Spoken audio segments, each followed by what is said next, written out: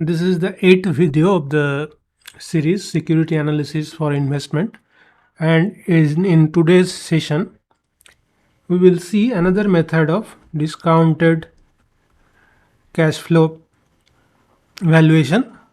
And earlier in the last video we have seen FCFE, or the free cash flow to the equity holders, and now in today's video we will see FCFF. Now, what is FC? We have already seen these things. Free cash flow. There are two types. So the first one is FCFE, and the second one is FCFF. This is the cash flow distributable or available to the equity holders, and this is the cash flow available to the entire firm. Now, let us understand the difference. So earlier we have derived all these things we have seen in the last video. So if you have not yet seen the last video, please go through this particular link. I will post it here. So in that link you will find the FCFE video. So in this course, any particular video takes the foundation of the last video. That means the predecessor video. So it is always advisable and highly recommended that you complete the entire course in a particular flow and serially. That is why also in the playlist I have given the video numbers in the video titles. So 1, 2, 3, 4 and so on. So this is the 8th video. You will find number 8. In the FCFE video you will find number 7, like that way. So first of all you will see the FCFE video if you have already not seen it. So after that you will come here. So anyway, so in case of FCFE, this was the calculation. So we were first calculating the net income. We were subtracting the capital expenditure, adding back the depreciation and amortization, and then subtracting the change in working capital and adding back the new debt issued and subtracting the repayment of the debt. So all these things I have explained already in the last video. So now please understand that when we are talking about a firm, then any amount related to the debt, anything related to the debt is not actually available, not available to the firm, right? Because this is taken from the banks or any financial institution, and the money actually belongs to the bank. So after a certain period of time, the entire principal plus the interest has to be paid back to the banks, and therefore the firm cannot claim that the any cash flow that is generating in terms of debt repayment or new issued or interest also for its own cash flow. That means this is not related to the free cash flow to the firm, and therefore we need to drop these terms. So any new debt issued has to be dropped, repayment has to be dropped, and here also interest has to be dropped. So earlier we have seen that the FCFE is calculated in this manner: net income minus these things. So now in case of FCFF, what will happen is we will stop right here. So operating income, of course we have to pay the tax. So that means operating income into 1 minus T. T here is always, you know what is it? Marginal tax rate. That we cannot ignore because the firm has to pay the tax as well. So this will be the cash flow. This capex minus depreciation amortization plus change in working capital, this will be exactly same as it is in FCFE, but this repayment and new debt issued, these two terms will not be there, as I have explained. So see, this ends here, so nothing more. This term is not present in case of FCFF. So this is the, in nutshell, the formulation for FCFF. Now let us understand the relationship between the FCFE and FCFF. So we will just do some algebraic calculations here just to establish a relationship between FCFF and FCFE. Why this is important or required?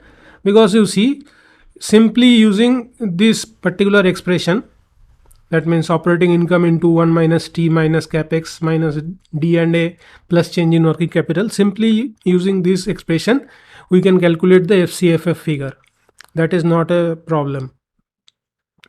So, but since we have already found the FCFE figure, we don't want to calculate this from scratch. So, using this FCFE term, we will calculate FCFF. So, therefore, we are trying to establish a relationship between FCFE and FCFF.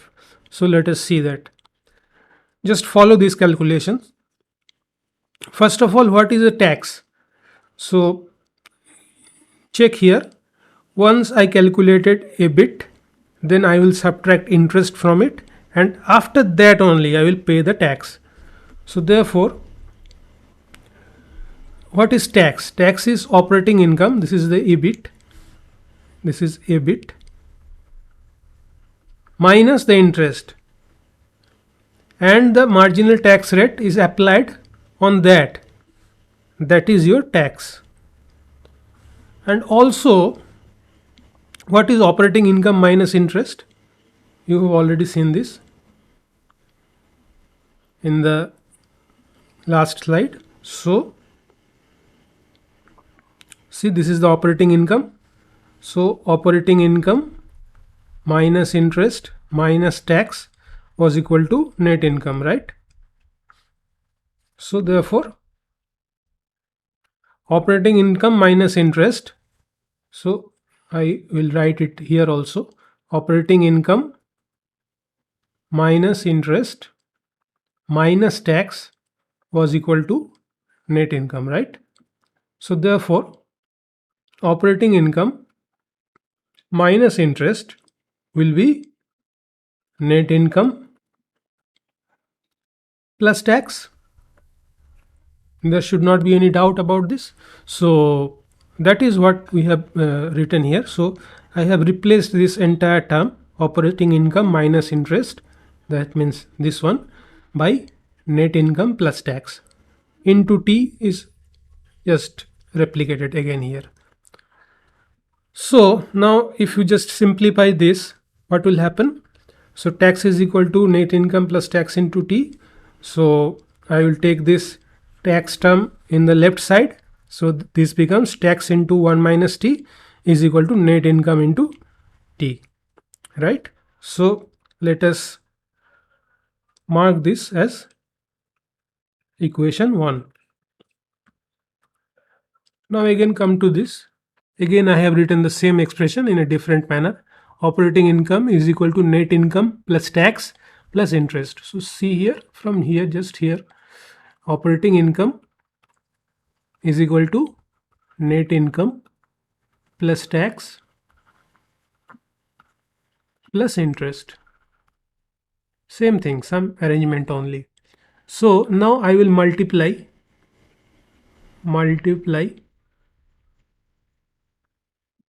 each side by 1 minus T.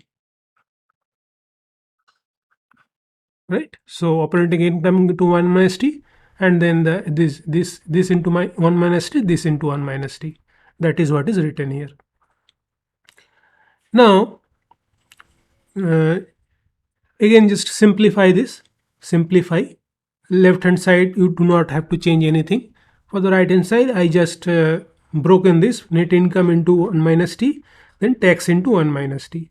So net income into 1 minus T, tax into 1 minus T. This is same. Okay. Then here I have used equation 1. What was the equation 1? This one. So net income into T. So instead of writing tax into 1 minus T here, I have replaced this with net income into T as we have derived in equation 1. So this is same. This is using equation 1 and this is also same, right? So again simplification. So net income into 1 minus t plus net income into t, that becomes net income, and again this is the same, in interest into 1 minus t. So I just wanted to show you that operating income into 1 minus t can be written as net income plus interest into 1 minus t. So therefore, if that is true, then we can simply replace this operating income into 1 minus t figure here by this net income into net income plus interest into 1 minus t. So just follow this color coding, blue to blue and red to red. See here, operating income into 1 minus t. This is replaced by this one, net income plus interest into 1 minus t. Rest I have kept same, this much. This is the same here, right? So I can write FCFF in this way also.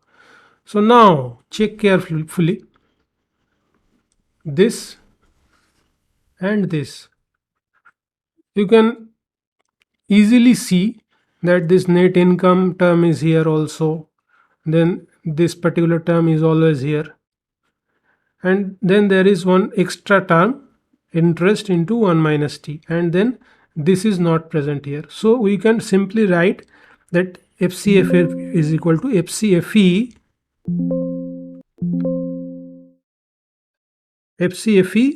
plus interest into 1 minus t plus repayment minus new debt issued. So just here it was minus repayment, so I have written plus repayment so that it becomes plus minus 0 in FCFF. That is how net debt was also plus here, so I have written minus here, so it becomes 0. So in this way you can calculate FCFF using the FCFE value. So this is really simple. The algebra is also simple. If you are a little bit confused, just go through this repeatedly, like 1 or 2 times. You will understand it very clearly, or you can take a snapshot of the video and practice it yourself. So if this is true, we'll just implement this formulation in our spreadsheet. We will keep everything else exactly the same, just we will replace this FCFE term uh, by FCFF. So let us come to the spreadsheet now. So friends, this was our FCFE worksheet. We have already discussed this in the last video, how to calculate all these things. Everything else will be exactly the same. So what I will do is I will make a copy of this FCFE and rename it as FCFF. I will simply take this formula from the slide so that there is no confusion.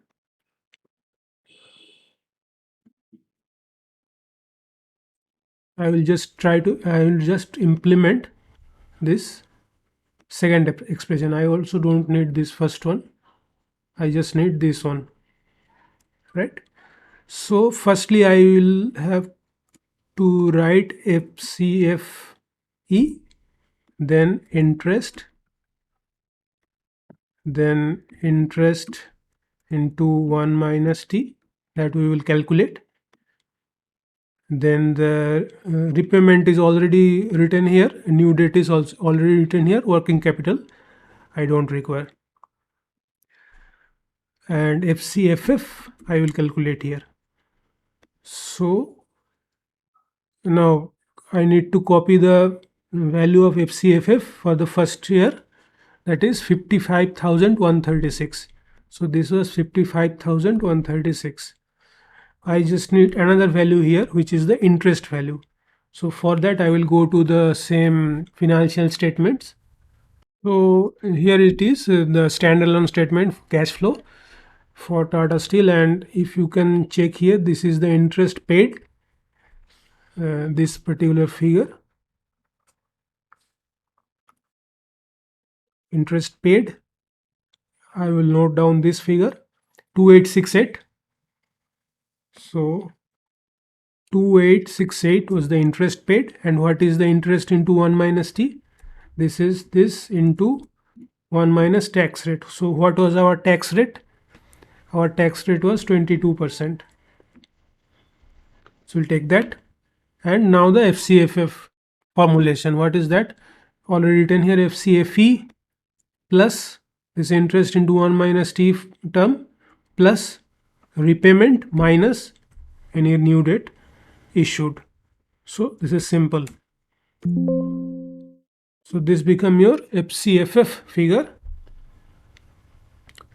and we are done here because everything else is same. Just we will change this from FCFE to FCFF, and everything else is the same. So that is why we don't need to use the the first formula, the original formula of FCFF, that is operating income into 1 minus t and all.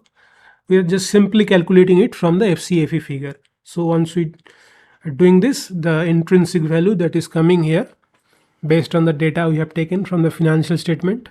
I don't know if this statement is actually accurate or not. That is not my point.